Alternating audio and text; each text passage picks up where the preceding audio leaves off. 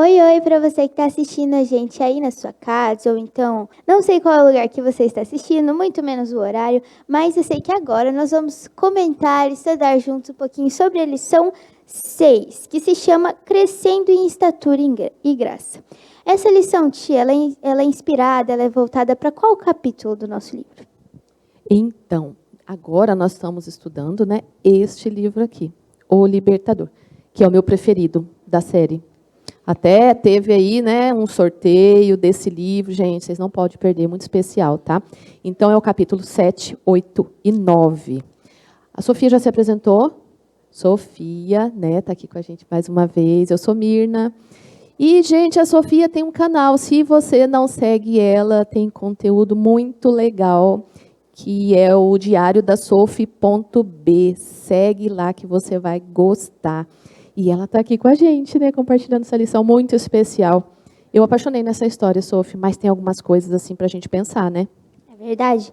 Essa é uma história que a gente pode tirar várias lições dela.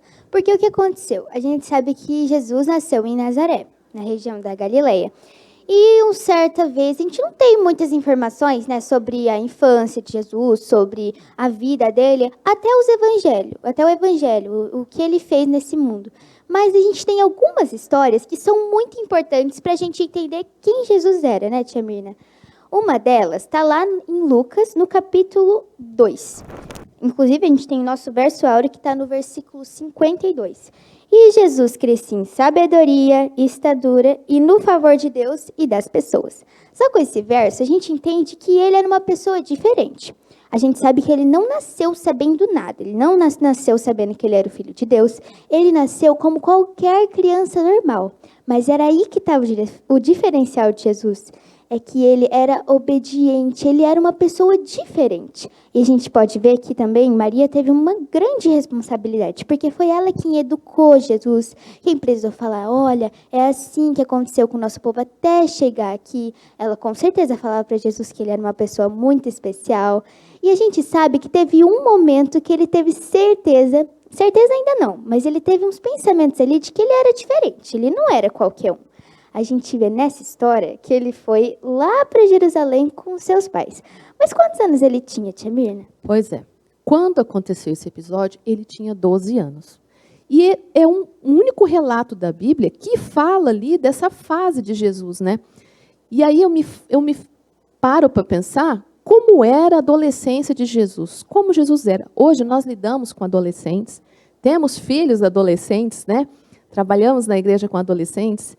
E assim, o pessoal fala que adolescência é tudo igual, não é não, tá, gente? Todo mundo que está me assistindo fala aí, não é. Cada um tem sua particularidade, eles são especiais e incríveis, e a gente está sempre aprendendo com cada um deles. E é por isso que a gente ama esse ministério. E eu fico pensando como seria Jesus se ele participasse da nossa classe de adolescentes. Será que ele seria assim um menino, aquele que estuda mais, aquele que estuda menos, aquele que participa mais, aquele que participa menos? Será que ele era tímido? Sabe, aguça a minha curiosidade. E nessa ocasião que ele tinha 12 anos, que é a única ocasião que a Bíblia fala dessa fase de Jesus ali, ele foi, o pai e a mãe levaram até o templo, porque marcava uma ocasião especial, né? Beleza, ele foi no templo, mas aconteceu aí Resumindo, encurtando a história. Jesus se perdeu dos seus pais. Mas eu diria que não foi Jesus, não. Foram os pais dele que perderam ele. Porque Jesus estava lá. Ele não estava quietinho, não. Eu ia falar que ele estava quietinho na sinagoga, mas ele não estava. Ele estava querendo aprender. E ele tinha um conhecimento, porque ele ansiava por saber sobre a história do seu povo, sobre esse Deus, entende? E, sabe, ele não tinha frequentado a escola dos rabinos. A lição fala que os líderes religiosos que estavam ali naquele tempo, eles ficaram impressionados. Como assim esse menino nunca foi para uma escola sabatina da vida e sabe tanta coisa? E ele estava lá fazendo perguntas, devia estar bem envolvido, né? Que nem a tia muito falou. à vontade, com certeza ele estava muito à vontade. Ele tinha prazer, né, em estar na presença de Cristo, em aprender de Jesus. Acredito que quando ele pegava a Bíblia para ler assim, ele queria ler muito, ele queria aprender mais. E quando ele chegou ali e se encontrou com aqueles rabinos, assim, ele se sentiu em casa. É verdade. E nesse meio todo, os pais de Jesus Jesus, achando que ele estava junto com os outros viajantes que estavam ali com eles seguiram a viagem, saíram de Jerusalém, né? Exato. E demorou um dia, né, para eles perceberem que Jesus não estava com eles. Gente, um dia, né?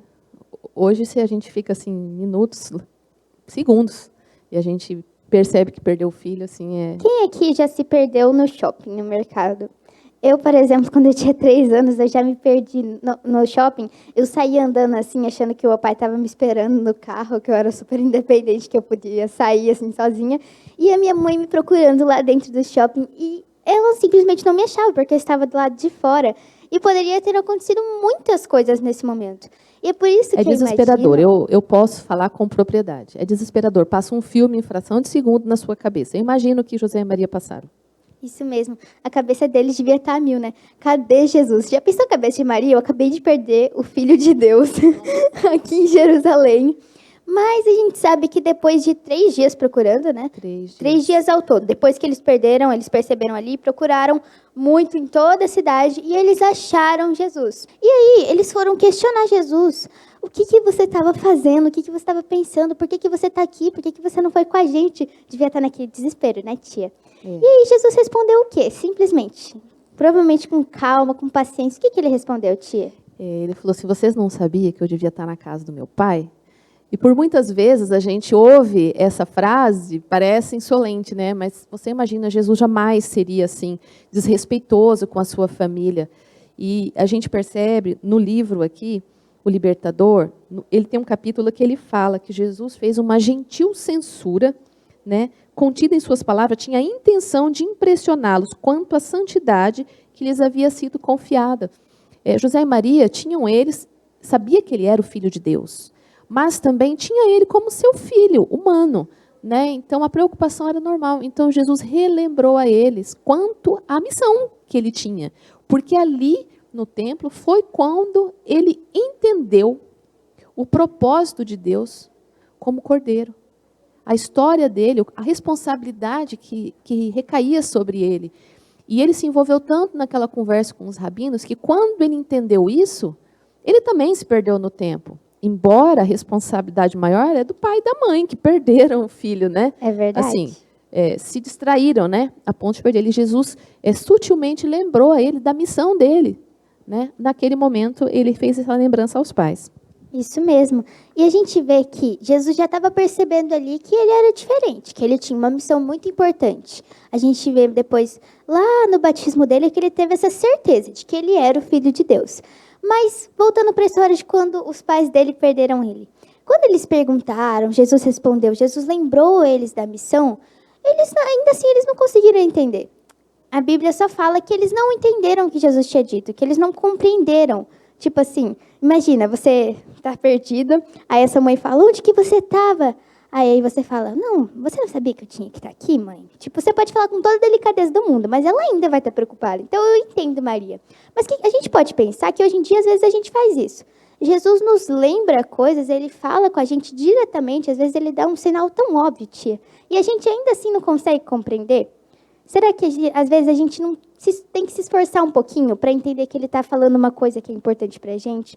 Ou que, às vezes, é um pouco oposta do que a gente quer, mas que é uma coisa que vai contribuir para a missão que a gente tem nesse mundo? Olha, eu estou falando com você, hein? É sério, presta atenção nisso, porque ele tem uma grande missão para você. Assim como Jesus também tinha uma grande missão. E o que cabe a nós hoje é fazer o que a gente puder para ajudar nessa missão, né, tia? E buscar a Deus sempre. Ele era o Filho de Deus e ele não deixava de buscar tempo para estar na companhia, para estar na presença de Deus. Acredite, adolescente, você não está sozinho nas suas dificuldades, nas suas amarguras. Jesus também passou por isso. E ele passou e não falhou. Ele sabia que ele não podia falhar, porque se ele tivesse falhado, o plano da redenção estaria perdido. Você também pode, se você estiver ligado a Jesus, segurar firme na mão dele e saber que você pode enfrentar qualquer tentação, qualquer provação. Às vezes, a gente, por uma fração de segundo, a gente se distancia de Jesus com algumas atitudes, com alguns pensamentos, com algumas decisões. E para a gente achar Jesus de novo, para a gente se reencontrar, às vezes demora muito mais. Foi o caso de Maria e José. Demorou muito mais. E a angústia da gente buscar Jesus, da gente querer estar perto dele, assim vai deixando a gente mais sensível. Então, assim, não se distancie, não permita que nada nesse mundo faça você se distanciar desse Pai Celeste que te ama tanto. Isso mesmo. E agora, para a gente encerrar, eu gostaria de relembrar vocês qual que é o título da nossa lição. O tema geral da lição é que Jesus estava crescendo em sabedoria e graça diante de Deus e dos homens. E para a gente poder ser igual a Jesus, tentar ser igual a Jesus também nesse requisito, o que falta para a gente crescer em graça? A gente só tem que buscar ser igual a Jesus. Ou seja, a gente tem que obedecer aos nossos pais. Às vezes a gente está irritado com eles, mas calma, tenta ser como Jesus agiria nesse momento.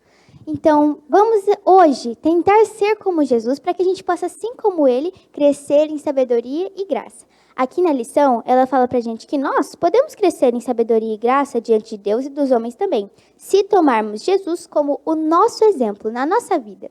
Então, para a gente terminar, vamos fazer uma oração e para a gente colocar isso no nosso coração e na nossa mente hoje. Curve a sua fronte onde você esteja agora para que a gente possa orar. Querido Pai Celestial, muito obrigada por esse estudo. Pedimos, Pai, para que essa mensagem que o Senhor deu para a gente agora, para que ela possa ficar gravada no nosso coração, para que possamos ser como Jesus, para que possamos ansiar por mais conhecimento, possamos cada vez mais ler a Bíblia, que é a Tua Palavra, e para que assim possamos buscar cada vez mais sermos igual a Ele, para que possamos entender que Ele está aqui para a gente, independente do que aconteça. É o que te pedimos no doce nome do nosso Jesus. Amém. Tchau e até a próxima. A gente espera você na próxima lição. Tchau.